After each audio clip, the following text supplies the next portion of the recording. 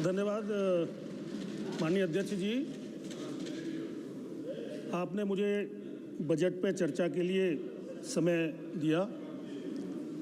मैं पार्टी के नेतृत्व का भी धन्यवाद देता हूं कि उन्होंने दूसरी बार सांसद बनने का अवसर प्रदान किया और अपने फतेहपुर सीकरी लोकसभा क्षेत्र आगरा उत्तर प्रदेश की जनता को भी मैं हृदय से धन्यवाद देता हूं कि उन्होंने मुझे चुनकर लोकसभा में दोबारा भेजने का काम किया और उससे मुझे आपके समक्ष जनता के विषयों को उठाने का अवसर मिलता रहेगा।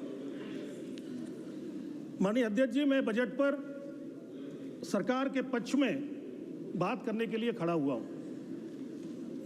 ये जो बजट है, ये देश के यशस्वी प्रधानमंत्री आदरणीय श्री नरेंद्र मोदी जी के नेतृत्व में हमारी वित्त मंत्री आदरणीय निर्मला जी ने जो 7वीं बार बजट पेश किया है, इसके लिए उनको भी मैं हृदय से धन्यवाद देना चाहता हूं। माननीय अध्यक्ष जी, एक बात को देखकर मुझे बड़ा अफसोस हो रहा है। ये कांग्रेस पार्टी के लोग और उनके साथ आम आदमी पार्टी के जो साथी बैठे हैं, मैं इनसे पूछना चाहता हूं कि आपके शासनकाल में जब जब आपने शासन किया, किसानों के लिए, किसानियत के लिए, खेत के लिए, गांव के लिए कौन से नियम, कौन सी योजनाएं, कौन से कानून आपने बनाए जिससे किसानों की आय बढ़ सके? इन पे गिनाने के लिए कुछ नहीं है जी।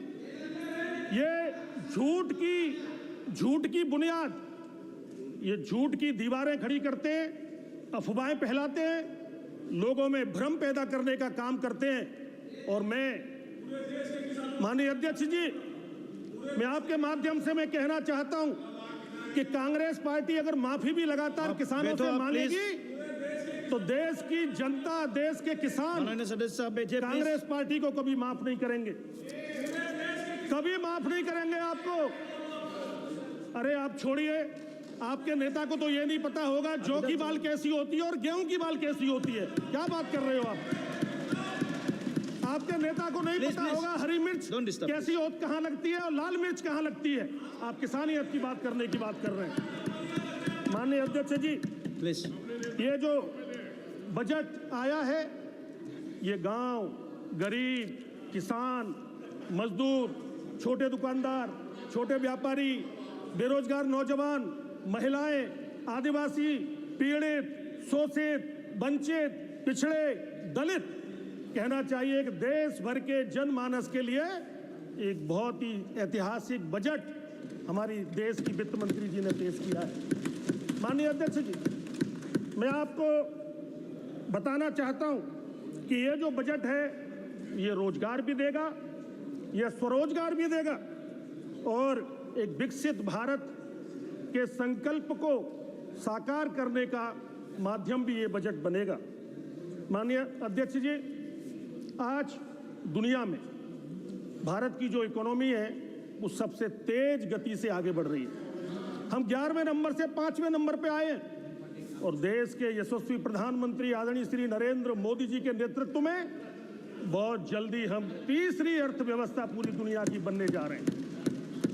माननीय अध्यक्ष जी, और तीसरी अर्थव्यवस्था इसलिए भी बनेगी कि देश की जनता ने प्रधानमंत्री के रूप में श्री नरेंद्र मोदी जी को तीसरी बार अवसर देने का भी काम किया है।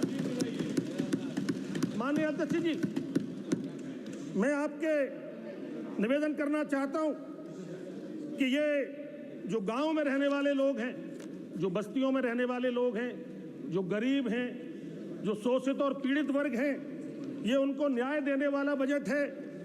ये श्रमिकों से लेकर सभी वर्गों को जो अनेक प्रकार की योजनाएं देने का काम किया है, उनकी उन्नति का रास्ता इस बजट से होकर निकलेगा। माननीय अध्यक्ष जी, आदिवासी, दलित, पिछड़ों को ये सशक्त बनाने वाला बजट है। अभी मैं कांग्रेस के साथियों को सुन रहा था, 2013-14 से पहले कुल 23,000 करोड़ का बजट कृषि का हुआ करता था। माननीय अध्यक्ष जी, आज 1.52 लाख करोड़ का बजट है। 1.52 लाख करोड़ का बजट और कहां 23,000 करोड़ का बजट। और पिछला बजट जब आया था तो उस बजट में इस बार 25,000 करोड़ का बजट कृषि के लिए दिया गया है। इनको खेती, किसानी और खेत से वास्ता नहीं है कांग्रेस पार्टी के लोगों को। अभी आम आदमी पार्टी के साथ ही अपना भाषण दे रहे थे। मैं इनसे पूछना चाहता हूं, दिल्ली में आपकी सरकार है, दिल्ली के अंदर किसान को कृषि का दर्जा नहीं है, किसान को कृषि की सुविधाएं नहीं मिलती हैं, किसान को कोई भी सुविधा दिल्ली के अंदर नहीं मिलती है माननीय अध्यक्ष जी, और ये किसान और किसानियत की बात करते हैं। माननीय अध्यक्ष जी, कृषि बजट में किसानों की आय, कृषि बजट में किसानों की आय निरंतर बढ़े, इसकी लगातार चिंता करने का काम देश के प्रधानमंत्री श्री नरेंद्र मोदी जी कर रहे हैं। लगातार आय बढ़ाने के लिए अनेक प्रकार की योजनाएं दे रहे हैं। इसमें फसलों का विविधीकरण, खेती के तरीकों में बदलाव, फलों और सब्जियों की पैदावार में वृद्धि और उनके भंडारण और विपणन की व्यवस्था करना, ये सरकार की प्राथमिकता है। माननीय अध्यक्ष जी, दाल दलहन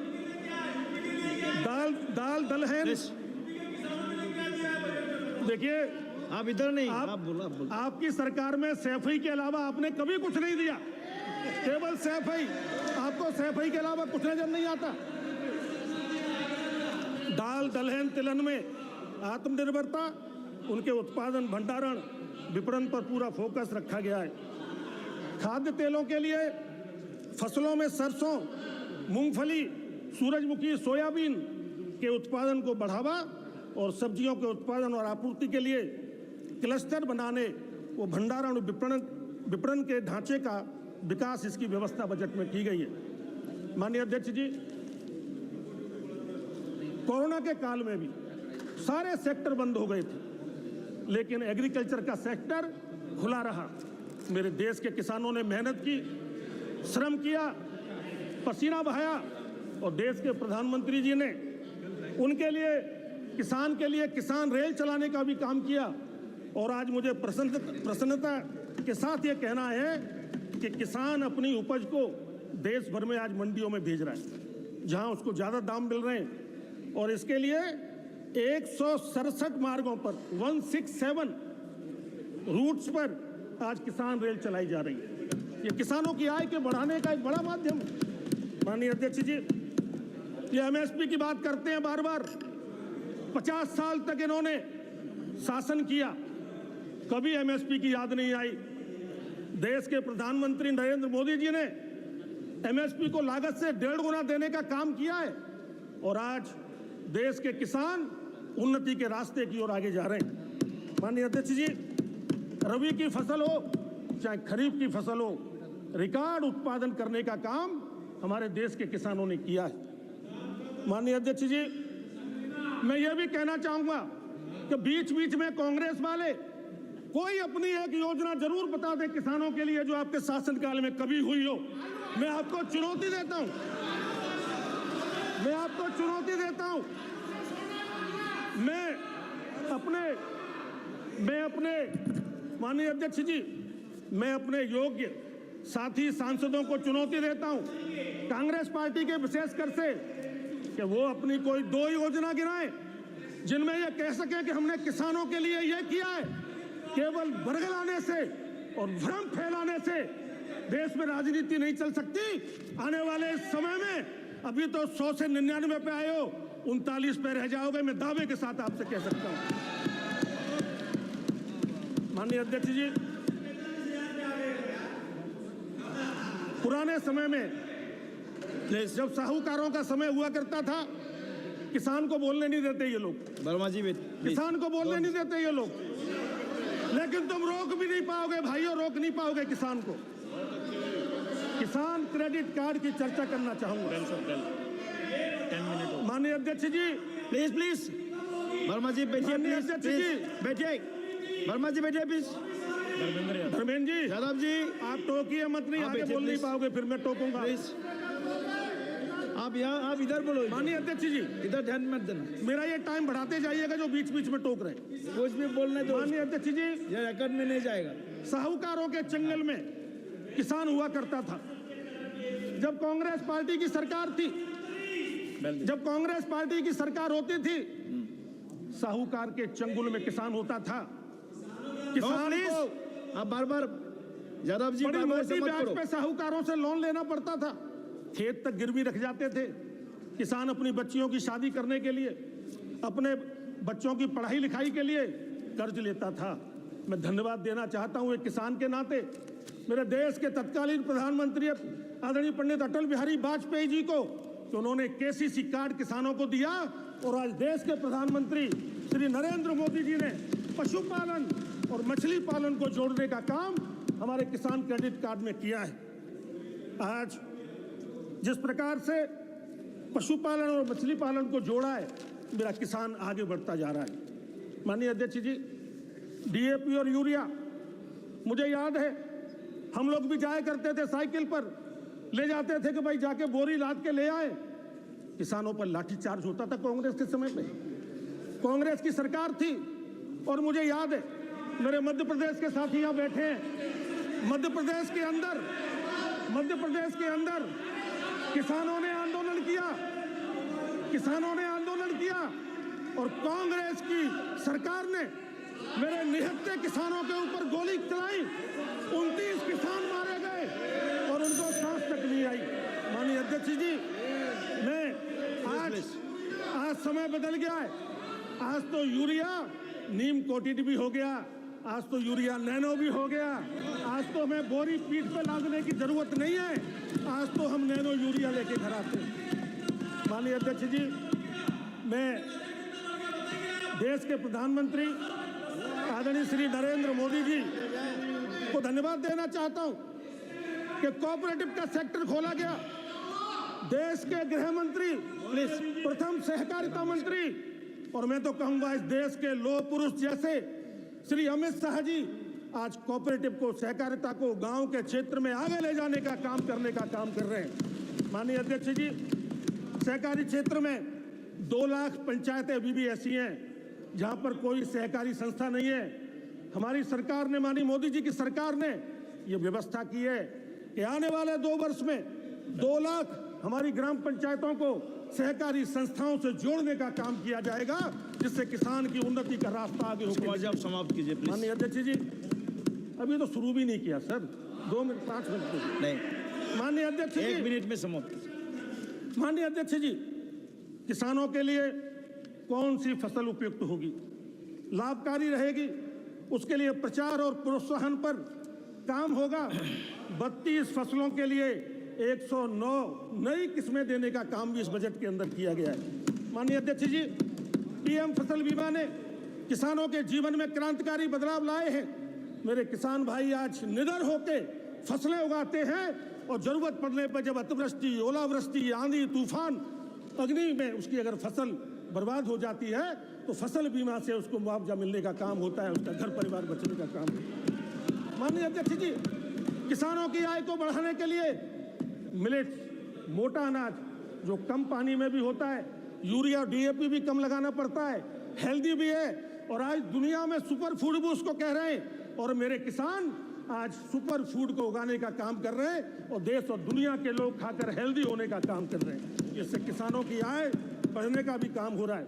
माननीय अध्यक्ष जी, मैं फिर चुनौती देना चाहता हूं मैं अपने कांग्रेस के साथियों को, इस बीच में एक भी योजना बता दो भाई, एक योजना का नाम ले दो, एक योजना बता दो जो कांग्रेस पार्टी किसानों के हित के लिए लाई हो।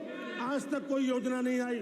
माननीय अध्यक्ष जी, मैं आपसे निवेदन करना चाहता हूं कि आज खाद्यान्न के क्षेत्र में 246.42 मिलियन टन ये कांग्रेस के शासनकाल में होता था, आज वही खाद्यान्न का उत्पादन 329.69 मीट्रिक टन होने का काम हो रहा है, मिलियन टन का। दलहन के क्षेत्र में हम आगे बढ़ रहे हैं, बागवानी में हम आगे बढ़ रहे हैं। इनाम मंडी, मैं इसकी भी चर्चा करना चाहूंगा। इनाम मंडी, कांग्रेस के जमाने में कोई इनाम मंडी नाम की चीज इन्होंने नहीं लाई, लेकिन आज 1389 मंडियां इनाम मंडी के रूप में काम कर रही हैं, और 2023 तक 1.76 करोड़ से अधिक किसान उसमें जुड़ चुके हैं, लाभ ले रहे हैं।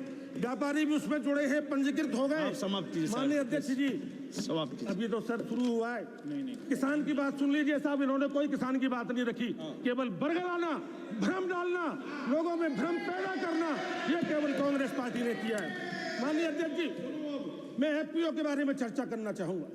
किसान उत्पादक संघ 7,000 से अधिक एफपीओ आज रजिस्टर्ड हैं और 129.5 करोड़ इक्विटी के अनुदान भी उनको जारी किए गए। 994 एफपीओ को 226.7 करोड़ का गारंटी कवर जारी किया गया है। कांग्रेस ने यह कभी सोचा भी नहीं। माननीय अध्यक्ष जी, हमारी हेल्थ कैसी रहती है, ऐसे भी जमीन की भी हेल्थ होती है। तो हमारे देश के यशस्वी प्रधानमंत्री आदरणीय मोदी जी ने सॉइल हेल्थ कार्ड देने का काम भी किया, कांग्रेस पार्टी ने सोचा भी नहीं।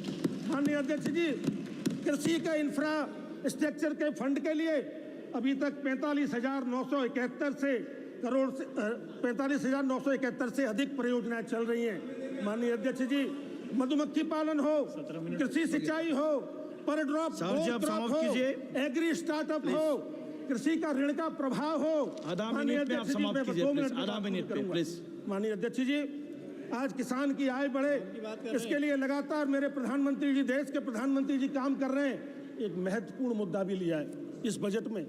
1 करोड़ किसान आने वाले समय में प्राकृतिक खेती से जुड़े, प्राचीन खेती से जुड़े, जीरो बजट खेती से जुड़े, उसमें किसान की आय बढ़े।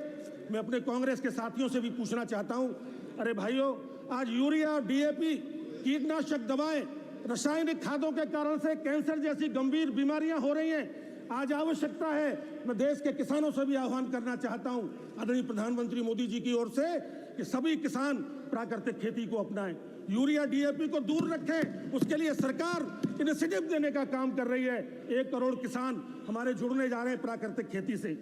माननीय अध्यक्ष जी, हमारे 6 करोड़ किसानों के जमीन के ब्यौरे और किसान की जमीन की रजिस्ट्री में दर्ज किया जाएगा। ये बजट के अंदर किया गया है।